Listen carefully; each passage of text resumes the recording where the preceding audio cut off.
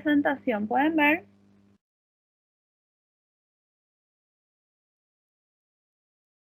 Sí, profe, sí se ve. Bueno, yo les había subido la parte teórica del ciclo de vida de un sistema de información. Les subí dos archivos. Uno de ellos que tiene la información de varios temas, que creo que les va a ser también de utilidad, que tiene información sobre Excel, sobre Word y sobre sistemas de bases de datos. Y en ese sistema de bases de datos tiene toda la parte de ciclo de vida del sistema de información. Son 42 páginas que está bien completa. Y a partir de ahí vamos a ir trabajando algunas de las partes que es para iniciar el proceso del proyecto también. Entonces les subí toda la información como para que ustedes puedan leer la información completa y vamos a ir tratando cada una de sus partes en diferentes clases acá. Pero lo que necesito es, como ya les había dicho, que ustedes vayan revisando ya la información de antemano como para que vayamos resolviendo dudas nada más en este espacio. Entonces, ciclo de vida de un sistema de información. Cuando hablamos de sistema de información, el sistema de información puede ser automatizado o manual. Acuérdense que desde el primer curso siempre les dije que, por ejemplo, una planilla que esté hecho en papel puede ser un sistema de información para una empresa pequeña o una empresa o una despensa o cosas así en donde se van anotando, por ejemplo, cosas. Eso es un sistema de información. Por ejemplo, en las famosas libretas de barrio, de las despensas, donde se anota, en algunos casos anotan muchas cosas, como la fecha, el producto que llevó, el precio. En otros casos anotan menos cosas, a lo mejor anotan solamente el producto y el precio sin anotar la fecha. O a lo mejor en otros casos anotan solamente el precio, sin anotar el producto.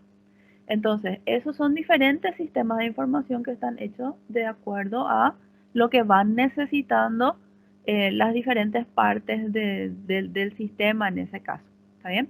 ¿Por qué hablo de las diferentes partes del sistema? Porque en un sistema de información tenemos la información, tenemos las personas que intervienen, los recursos. Ahí cuando hablamos de recursos podemos hablar, por ejemplo, de recursos tecnológicos o no, como el ejemplo de la libreta sería el papel en el que se va. Hay veces que esa libreta tiene una copia en donde se queda en la despensa una parte y el cliente lleva otra parte, o a lo mejor solamente lleva el cliente o solamente se queda en la despensa o se queda en la despensa pero con la letra del cliente, entonces ambas partes saben que no se puede agregar nada. Y si es que hay dos copias es justamente para verificar que ninguna de las dos partes haya modificado nada, ni el cliente haya sacado algo, ni el dueño de la despensa haya agregado algo. ¿Se entiende más o menos el ejemplo? Sí, profe.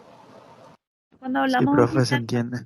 genial. Cuando hablamos entonces de un sistema de información, estamos englobando a las personas, a las máquinas, a los métodos organizados para recopilar, procesar, transmitir datos que representan información. Y acuérdense que no necesariamente un sistema de información tiene que estar automatizado.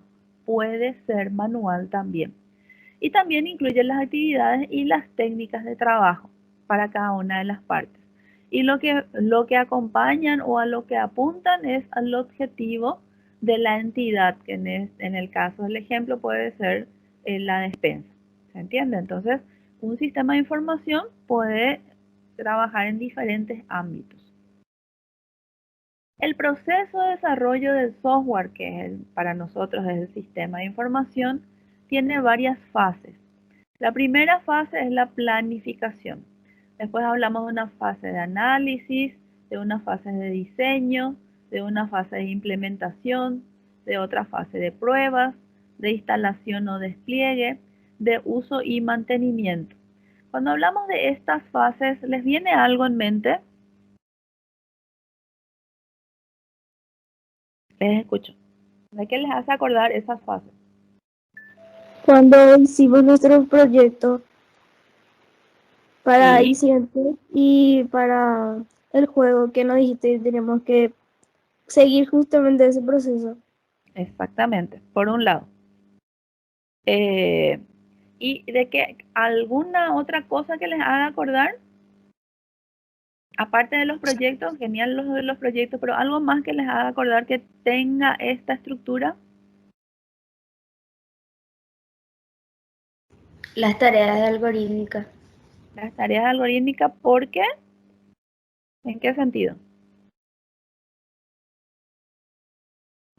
O sea, en los algoritmos que nosotros estábamos haciendo. Sí. ¿Por qué? Porque ustedes tenían una fase de análisis que era, ¿qué parte? ¿Cuándo hacían el análisis? Al leer lo que nos Cuando proponían. hacíamos datos de entrada, datos de salida, nuestros datos auxiliares.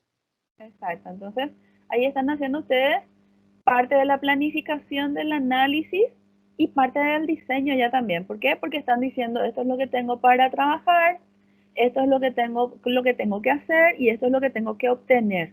¿Se entiende? Y a partir de ahí ustedes hacen su planificación y su análisis también. ¿Sí? Después, ¿qué hacían? Hacían el desarrollo propio del algoritmo. Entonces, en ese momento lo que hacían era trabajar la solución y las pruebas para ver si es que eso funcionó o no funcionó.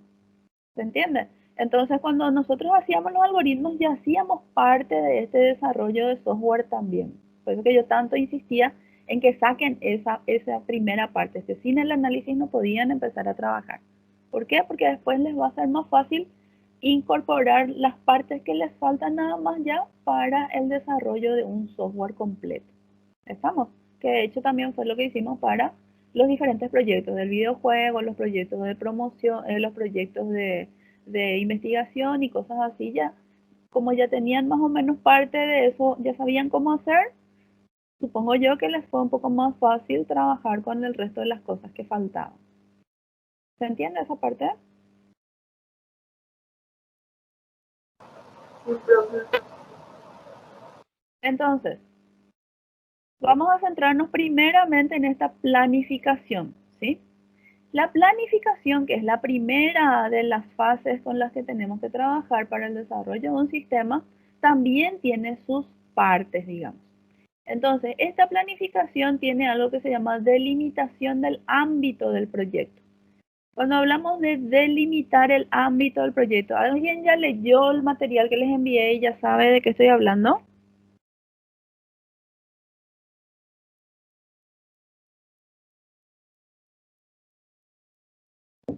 ¿Ya leyeron? ¿Todavía?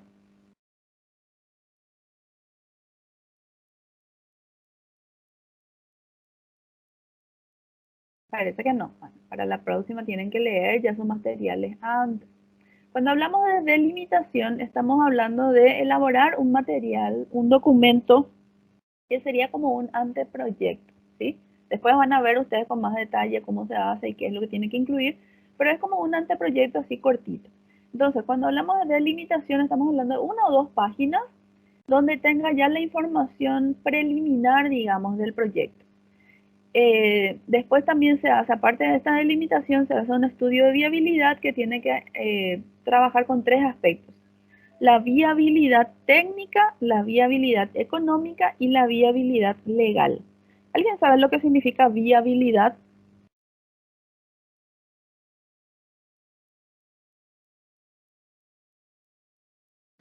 Que es factible hacer, vamos a decir que se puede. Exactamente. Entonces, que se puede hacer o que es viable hacer en estos tres aspectos: en la parte técnica, en la parte económica y también en la parte legal, ¿sí? ¿Qué significa eso? Que tengo los recursos técnicos para poder trabajar. Por ejemplo, si nuestro proyecto es hacer un vehículo que pueda viajar hasta Marte, no tenemos nosotros ni la viabilidad técnica, ni tampoco tenemos la viabilidad económica y posiblemente tampoco tengamos la viabilidad legal, que son todos los permisos que necesitamos para trabajar en la elaboración de un vehículo de ese porte, ¿se entiende? Entonces, nuestro proyecto, por más buena idea que sea, tiene que cumplir con estos estudios de viabilidad para que sepamos que realmente estamos en condiciones técnicas, económicas y legales de llevar adelante ese proyecto y de ejecutar ese proyecto una vez finalizado. ¿Está bien? Entonces, la viabilidad del proyecto es sumamente importante para que sepamos que realmente estamos en condiciones de hacer ese proyecto. Después tenemos el análisis de los riesgos asociados al proyecto. El análisis de los riesgos tiene que ver, por ejemplo, con los recursos que va a asignar el proyecto. Por ejemplo, si es que es un proyecto que tiene que hacerse, que íbamos a hacer el año pasado y que todos los integrantes, los recursos de ese proyecto necesariamente tenían que estar en Paraguay, yo no podía ser parte de ese proyecto porque yo no iba a estar en el país. ¿Se entiende? Entonces ahí uno ya sabe con qué recursos humanos cuenta, qué se puede hacer o no con esos recursos humanos y cómo voy asignando esos recursos al proyecto de acuerdo a las necesidades que haya. ¿Está bien? Tenemos también que hacer el análisis de costos del proyecto, que tiene que ver también con nuestra viabilidad económica. Entonces ahí vemos qué recursos necesitamos, cuándo vamos a necesitar esos recursos, tiene que ver ya con la planificación temporal y cuánto cuesta ese recurso, para que yo sepa si voy a ir teniendo lo que se denomina flujo de caja o flujo de dinero para trabajar con ese proyecto. Puede ser que al inicio yo necesite mucho más dinero para empezar de acuerdo al proyecto, o puede ser que no, que sea un proyecto que yo puedo iniciar con pocos recursos económicos, pero que al ir finalizando vaya necesitando más recursos económicos. Entonces, todo eso tiene que estar bien proyectado, bien planificado en el tiempo, en función al costo, en función a los recursos, si sigue o no la viabilidad y en función también a lo que habíamos dicho de delimitación del proyecto, que es esto se va a hacer y hasta acá se va a hacer. ¿Está bien? Y por último tenemos la asignación de los recursos a las distintas etapas del proyecto, ¿sí? Esta planificación temporal de la que hablábamos también tiene que ver con una planificación más o menos como este tipo, este ejemplo que ven acá, que es la planificación que se denomina diagrama de Gantt o carta Gantt, que es poner las actividades de un lado, poner las fechas, ya sea por meses o por semanas, así como acá está enumerado arriba, y decir, bueno, esta actividad me va a llevar 7 semanas. Esta otra actividad me va a llevar 6 semanas. Esta actividad me va a llevar 4 semanas. Pero recién después de terminar esta actividad 3, puedo iniciar la actividad 4 que me va a llevar 2 semanas, pero después de que termine esta actividad. Entonces ahí vamos haciendo la planificación temporal de acuerdo a la carta Gantt. ¿Ustedes ya vieron cómo elaborar una carta Gantt o un diagrama de Gantt en matemática aplicada el año pasado o este año o en algún momento? No, que yo recuerdo, no. No, bueno, no es muy complicado de hacer, así que no se preocupen. Y vamos a ver cómo sacar el camino crítico también. Hay mucho material al respecto, así que no les va a costar demasiado. Es así como les estoy diciendo. Se pone por un lado la lista de actividades, se pone por otro lado los tiempos y en función a los tiempos se va a generar, se va generando cuáles actividades dependen de qué otras actividades. Es como nuestro primer algoritmo que hicimos el año pasado. ¿Se acuerdan que estaban todas la lista de actividades que en función del tiempo? Primero me despierto, después me cepillo, después me preparo para ir al colegio, después me voy al colegio. No puedo irme al colegio sin antes levantarme, ¿se acuerdan? Entonces tiene que ver también con eso, no es muy complicado de hacer. Para la estimación de costos hay varias maneras de trabajar, pero se puede trabajar con este método que se llama COCOMO, que es un método que se utiliza a nivel internacional desde hace muchos años para estimación de costos de proyectos justamente, y COCOMO incluye submodelos que pueden ser básicos, intermedios y detallados. Está basado en otros modelos de desarrollo que son conocidos como con el nombre orgánico, semiacoplado y empotrado. Y bueno, el modelo básico está usado para tener una primera aproximación del tiempo, del esfuerzo y del personal requerido, ¿sí? Esfuerzo tiene que ver con el tiempo que le dedica una persona al proyecto. Puede ser que una persona esté trabajando más tiempo en el proyecto y otra persona trabaje menos tiempo, que eso se da también en las diferentes empresas. Por ejemplo, un gerente de una división de desarrollo le va a dedicar menos tiempo a los proyectos porque seguramente tiene a su cargo más de un proyecto. Entonces, su tiempo está enfocado, pero no quiere decir que ese tiempo no esté bien utilizado, sino que va a lo mejor solamente estar para resolver dudas o situaciones específicas. Sin embargo, alguien que es el desarrollador de ese proyecto, obviamente le va a dedicar más tiempo, porque a lo mejor es el único proyecto en el que está trabajando. Entonces, tiene que ver con eso el esfuerzo de dedicación del tiempo para el proyecto. Después está el intermedio, que añade modificadores opcionales con el fin de considerar el entorno del trabajo. Entonces, ahí también podemos trabajar con ese submodelo. Y el detallado, que ajusta la cantidad de multiplicadores de esfuerzo, que ya hablamos de lo que es el esfuerzo. Entonces, este modelo como lo que hace es trabajar justamente cómo estimar el costo de un proyecto, cómo yo planifico o cómo calculo que cuánto calculo que voy a gastar en ese proyecto a lo largo del tiempo. ¿Está bien? Para que después sepamos exactamente a qué nos enfrentamos y cuánto dinero necesitamos, o cuánto tiempo necesitamos, o cuánto esfuerzo de cada uno de los que están trabajando en ese proyecto necesitamos para que el proyecto se lleve adelante. Después acá tenemos ejemplos un poco más detallados de la planificación temporal. Esta es una carta Gantt en donde acá tenemos las tareas. En estas tareas podemos tener subtítulos también o agrupadores, la duración, y acá están los tiempos que les dije. Entonces cada uno vamos viendo en el tiempo cuánto tiempo va a llevar desarrollar esa tarea en particular y qué tarea depende de la tarea anterior para realizarse. En una carta Gantt un poco más compleja también podemos decir quiénes son los responsables del proyecto. Y hay programas incluso que nos ayudan a trabajar esta carta y que nos ayudan a decir, bueno, si el responsable es el jefe de proyecto, como en este ejemplo, la siguiente actividad, si va a empezar, si se va a llevar en paralelo, por ejemplo, no puede realizarla de vuelta al jefe de proyecto. ¿Por qué? Porque él ya está haciendo otra cosa. Por ejemplo, acá dice que esta actividad de adquisición la realiza el jefe de proyecto. Y el análisis y optimización la realiza el analista. Y estas dos actividades se realizan en paralelo. ¿Ven? Están en el mismo tiempo. ¿Por qué? Y porque son diferentes personas las que están haciendo ese proyecto. Uno es el jefe de proyecto y otro es el analista. Sin embargo, acá hay otra actividad que hace el analista, que es el diseño de optimización, que no la puede hacer en paralelo al análisis, porque si lo hace el analista no puede estar haciendo dos cosas a la vez. Primero tiene que terminar de hacer esta tarea de análisis para después iniciar la tarea de diseño. Entonces hay varias herramientas informáticas, varios software que nos ayudan a llevar a desarrollar este tipo de planificación de tiempo, digamos, teniendo en cuenta no solamente el tiempo, sino también los recursos que son quienes van a llevar adelante esa actividad. ¿Por qué? Porque como les decía, no puedo hacer dos cosas a la vez. Y otro resultado que nos da esa carta también, teniendo en cuenta qué actividad se hace primero y qué actividad se hace después, es lo que se llama camino crítico, que es el ejemplo que está acá a la derecha. Esto que está marcado en rojo son las actividades que forman parte del camino crítico. ¿Qué significa eso?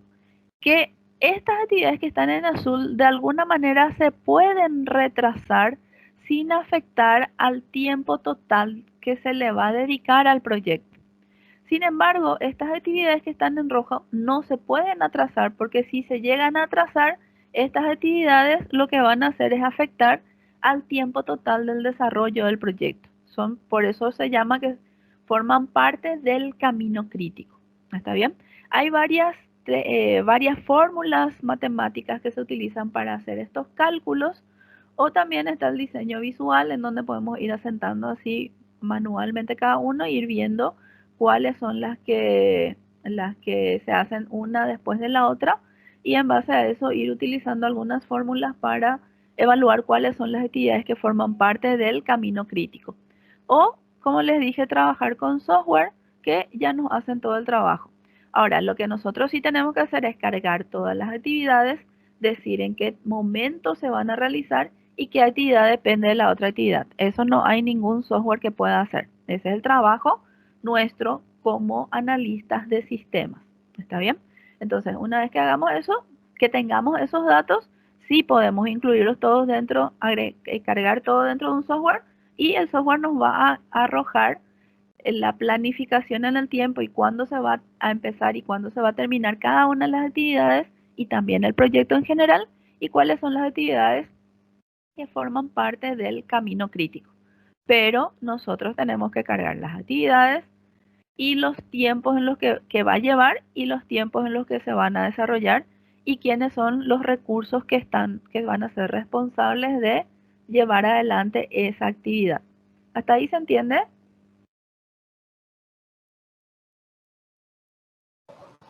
Sí, profe. Como les dije, en el material que en el librito que les hace, tienen mucha más información, pero en resumen es básicamente esto, ¿sí? Y bueno, entonces, la tarea que tienen es realizar las tareas de planificación, que tienen en cuenta todo ese proceso de planificación que habíamos visto del proyecto de promoción. O sea que van a realizar todo esto, que es la planificación, la delimitación, el estudio de viabilidad, el análisis de riesgos, la estimación de costes, la planificación de tiempo, la asignación de recursos a las diferentes etapas de ese proyecto.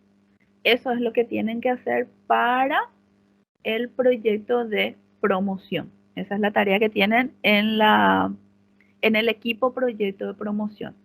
Tienen que decirme también con quién van a trabajar su proyecto de promoción. Pueden o no ser de la misma burbuja, no hay problema con eso. O sea, uno puede ser virtual, otro puede ser la burbuja 1, o pueden ser de la burbuja 1 y 2, o los dos de la misma burbuja, no importa. Lo que tienen que tener en cuenta es que puedan trabajar bien con ese compañero o con esa compañera y que tienen que llevar adelante su proyecto de promoción que ya se empieza a evaluar desde esta tarea que les estoy pidiendo. ¿Está bien? Una vez que definan con quién van a trabajar, me avisan, y después ya van realizando las tareas de planificación que les pedí que suban también a la plataforma. Hasta Semana Santa tienen tiempo de hacer ya esa primera proyección de planificación, teniendo en cuenta todos los puntos que vimos hasta ahora. ¿Hasta ahí dudas? Hola. De mi parte, no, profe, no hay dudas. No. Bueno, ¿alguien más? No, profe. Acuérdense de volver a revisar todo lo que fuimos hablando para que, si es que tienen dudas, vayan resolviendo o puedan consultar.